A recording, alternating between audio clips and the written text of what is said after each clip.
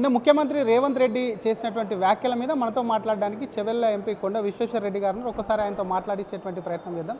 Sir, ముఖ్యమంత్రి నిన్న జూబ్లీహిల్స్ ప్రచార ర్యాలీలో పాల్గొంటూ కార్పెట్ బాంబింగ్ను అటు ఆపరేషన్ సింధూర్లో ఒకవైపు ఫెయిల్ అయింది, పాకిస్తాన్ ఒకవైపు మన మీద దాడి చేసి అక్కడ వేయలేరు అని ఇక్కడ వచ్చి కార్పెట్ బాంబింగ్ పేరుతో బీజేపీ రాజకీయాలు ప్రచారం చేయడం దేనికి సంకేతం అని మీ మీద కొంత ఆరోపణలు చేసింది. ఎలా చూస్తారు సార్? ఆరోపణ కాదు అనుకుంటే కిషన్ రెడ్డి గారు మేము జూబ్లీహిల్స్ క్యాంపెయిన్ కార్పెట్ బాంబింగ్ చేస్తాం అంటే క్యాంపెయినింగ్ సందర్భంగా కార్పెట్ బాంబింగ్ అంటే కార్పెట్ అంటే నేల మీద వేస్తాం అంటే గ్రౌండ్ లెవెల్ ఉంటాం అన్నమాట. ఇప్పుడు మేము ఎట్లా ప్రచారం ఎట్లా చేస్తున్నాం, గాలిలో పటాకులు కాల్చుడు కాదు, ఏదేదో రోడ్ షోలు ర్యాలీలు కాదు. మేము చేసేది ఏంటంటే ఇంటింటికి పోతున్నాము, డోర్ టు డోర్ క్యాంపెయినింగ్ చేస్తాం. దాన్ని కార్పెట్ బాంబింగ్ అంటున్నాం. చేస్తున్నాము, చేయబోతున్నాము, మేము గెలుస్తున్నాము.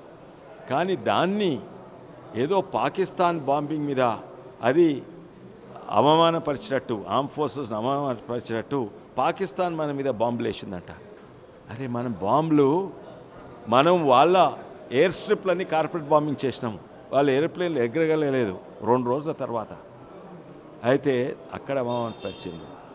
కానీ సాధారణంగా రేవంత్ రెడ్డి గారు లాజిక్ తోటే మాట్లాడతారు. కానీ నేను అనుకుంటా తన కాంగ్రెస్ లీడర్, అయితే కాంగ్రెస్ తన బాస్ ఏం చెప్పిండో గదే పిచ్చి మాటలు చెప్పవలసి వచ్చిందేమో ఓ కంపల్షన్ తోటి. అయితే రాహుల్ గాంధీ బాస్ అంటే రాహుల్ గాంధీ ఏమన్నాడు, అరే ఓ విమానం పడిపోయింది మోడీ ఓడిపోయిండు, ఓ విమానం పడిపోయింది మోడీ ఓడిపోయిండు అని సంకలు కొట్టుకుంటూ ఎగురుతున్నాడు. అరే అర్థమవుతుందా రాహుల్ గాంధీకి? అని కూడా డిమాండ్ చేసిండు సార్. ఎన్ని రాఫేల్ అరే మొత్తం భారతదేశం వాళ్ళని ఎట్లా ఓడగొట్టినాం, ఇచ్చేస్తాము. అయితే రాహుల్ గాంధీ ఏంటంటే మోడీ ఓడిపోయిందంటే ఏమన్నట్టు? మోడీ ఎవరో మనిషి కాదు, ఆయన శత్రువు కాదు, ఆయన ప్రధానమంత్రి. ఎప్పుడు కూడా అపోజిషన్ యుద్ధానికి పోయినప్పుడు సపోర్ట్ ఇచ్చేది. మొట్టమొదటి కాంగ్రెస్ ఉన్నప్పుడు బీజేపీ సపోర్ట్ ఇచ్చేది, బీజేపీ ఉంటే కాంగ్రెస్ సపోర్ట్. మొట్టమొదలు అసలుకు ఆయనకు ఒక మర్యాద వచ్చే అవకాశం ఉంటే మొత్తానికి ఉల్టా చేసుకున్నాడు. అరే మోడీ ఓడిపోయింది, అంటే ప్రైమ్ మినిస్టర్ ఓడిపోయింది, భారతదేశం ఓడిపోయింది, మొత్తం ప్రపంచం ఎరుగుతుంది, మన భారతదేశం ప్రజలు అందరు తెలుసు ఈ ఆపరేషన్ సింధూర్లో సక్సెస్ అయింది. అయితే ఆపరేషన్ సింధూరే సక్సెస్ కాదు, ఆపరేషన్ సింధూర్ తర్వాత యుద్ధం తర్వాత ఎన్నో నష్టాలు అవుతాయి. ఎకానమీ ఆర్థిక పరిస్థితి దెబ్బతింటుంది. కానీ ఇక్కడ ఉల్టా అయింది. బంగ్లాదేశ్ వాళ్ళేమో మొత్తానికి కూలిపోయింది. ఇంట్రెస్ట్ రేట్లు పెరిగినాయి, ట్యాక్స్లు పెరిగినాయి, కరువు వచ్చింది, పెట్రోల్ డీజిల్ కెరోసిన్ కరువు. ఇక్కడేమైంది ఆపరేషన్ సింధూర్ తర్వాత? సింధూర్ గెలిచిన తర్వాత మన ఆర్థిక పరిస్థితి ఎక్కువైంది, 4వ స్థాయికి వచ్చింది. దాని తర్వాత ఎకనామిక్ గ్రోత్ రేట్ 7% పెరిగింది. ఇన్ఫ్లేషన్ అంటే ఖర్చులు మన ధరలు పెరగడము చాలా తక్కువైంది, 2% కంటే తక్కువైంది. బ్యాంక్ ఇంట్రెస్ట్ రేట్ తక్కువైనాయి. అండ్ సాధారణంగా ఇటువంటి పరిస్థితుల్లో ట్యాక్స్లు పెంచుతారు. ఏది యుద్ధమైనాక. ఆఖరికి అన్నింత పెద్ద బ్లో కాంగ్రెస్కి ఏంటంటే మొన్నైనా జిఎస్టీ ట్యాక్స్లు కూడా తక్కువైనాయి. అది తక్కువ కాదు, సగం మొత్తము దివాళీ చూడు పండుగలు ఎట్లా చేసుకున్నారు. ఇది పెద్ద బ్లో కాంగ్రెస్ పార్టీకి. దాని మీద ఇంకో పెద్ద పరేషాని ఆ కాంగ్రెస్ టీఆర్ఎస్కి ఏంటంటే వాళ్లకు కలిసి రాలేదేమో, వానలు మొదలైనవి. వాదనలు మొదలైనట్టు ఎవరు తిడతారు? ఆ పాత కేసీఆర్ కొడుకు మున్సిపల్ అడ్మినిస్ట్రేషన్ రామారావు తిడుతుండ్రు, ఇప్పుడున్న కాంగ్రెస్ పార్టీని తిడుతున్నారు. ఈ వానలు చూడు, ఈ డ్రైనేజ్ చూడు, ఈ రోడ్ చూడు. మళ్ళీ వాళ్ళకు నిద్ర పడతలేదు. ఏంటంటే మళ్ళీ తుఫాన్ వస్తుందంటే మళ్ళీ వానలు పడుతున్నాయట. మళ్ళీ వానలు పడితే వాళ్ళు మూసుకోవాలి, దుకాణం బంద్ చేసుకోవాలి, జూబ్లీహిల్స్ మర్చిపోవాలి. అయితే వాస్తవము ఆడ వాళ్ళు పోలరైజ్ ముస్లిం అపీజ్మెంట్ టికెట్ ఏమో అసరుద్దీన్ ఓవైసీ ఇచ్చిండు, నిన్న అసరుద్దీన్ మంత్రి చేసిండు. అంతకంటే ఎక్కువేం దొరకదు. నిజంగా అభివృద్ధి మైనార్టీస్కైనా అది బీజేపీ వల్లనే అవుతుంది.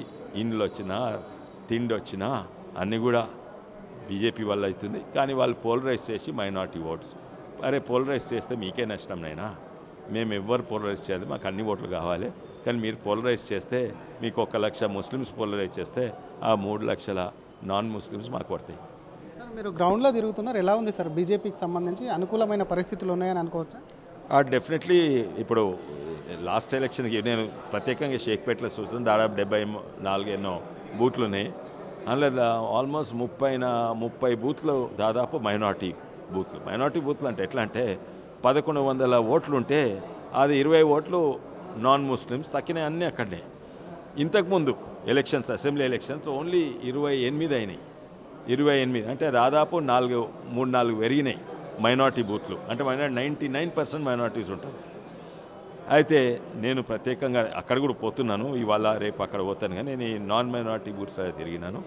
ఆడైతే వన్ సైడ్ ఉంది. వాళ్ళకి భయం ఏంటంటే రేపు 25 నుంచి 28 నుంచి 30 రేపు మళ్ళా కాంగ్రెస్ ప్రభుత్వం టీఆర్ఎస్ గెలిస్తేనే కూడా టీఆర్ఎస్ అయితే మర్చిపోయింది, కానీ టీఆర్ఎస్ పోయింది, కానీ కాంగ్రెస్ గెలిస్తే ఇది మొత్తము ఓల్డ్ సిటీ అయిపోతుందని వాళ్ళకి ఆ అపోలో ఉంది, ఆ భయం ఉన్నది.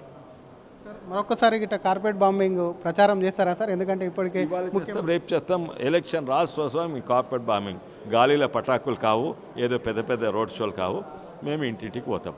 వాళ్ళు కూడా మేము మా కాంగ్రెస్ మిత్రులు కూడా ఉండే అక్కడ బూత్ లెవెల్లో అడుగుతున్నారు, అరే మీరు ఇంటింటికి పోతలేరేమో. మేము ఇంటింటికి పోనవసరం లేదు, మా పైసలు పోతాయి సరే, అది మంచి గెలుస్తాం. Thank you sir. ఇది కార్పెటింగ్ బాంబింగ్కే భయపడితే ఎలా? అసలు రాహుల్ గాంధీ వాళ్ళ నాయకుడు కాబట్టి రాహుల్ గాంధీ ఏదేదో మాట్లాడితే అదే ఇక్కడ రేవంత్ రెడ్డి మాట్లాడు. ఆపరేషన్ సింధూర్ పైన కూడా రేవంత్ రెడ్డి వ్యాఖ్యలను కూడా ఖండిస్తున్నాయి. బీజేపీ ఖచ్చితంగా కూడా అక్కడ గెలవడం ఖాయం. జూబ్లీహిల్స్లో కాషాయ పార్టీకి కూడా అనుకూల పరిస్థితుల్లో గ్రౌండ్లో తిరుగుతున్నాం కాబట్టి నాన్ ముస్లిమ్స్ ఎవరైతే ఉన్నారో వారందరూ కూడా బీజేపీ వైపు ఉన్నారని చెవెళ్ళ ఎంపీ కొండ విశ్వేశ్వర రెడ్డి ధీమా వ్యక్తం చేస్తున్నారు. కెమెరామెన్ గజపతో శ్రీధర్, RTV హైదరాబాద్. అసలైన తొలి వెలుగు. ఫాలో వాట్సాప్ @తొలి వెలుగు official.